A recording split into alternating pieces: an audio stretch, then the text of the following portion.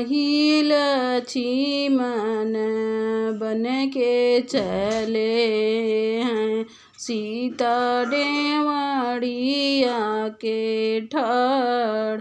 राम ही लक्ष्मण बन के चले नी, सीता डेवढ़िया के ठाड़। किया तूहूँ बाऊ बेटी, किया तूहूँ बाऊ बेटी, भैया से भतीजावा। किया तो हर पति नीरमु, इतनी बचन सीता बोलहु न पाउले।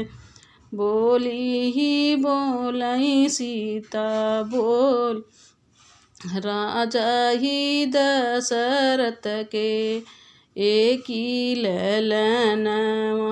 उह हैं पति हमार, उह हैं पति हमार। कहाँ राम ही लक्ष्मण घर के लवटे हैं, हाथे किया तूहूँ बाटू मालिन गजला गुहत हो। किया वो मंगिया कसेन, मंगिया के सिंगूरा बान्हत छींक हुई है। सेंहुर मुठिया भसेंहुर ली है, राम ही लक्ष्मण घर के लवटल, सीता डेवढ़िया के ठाड़।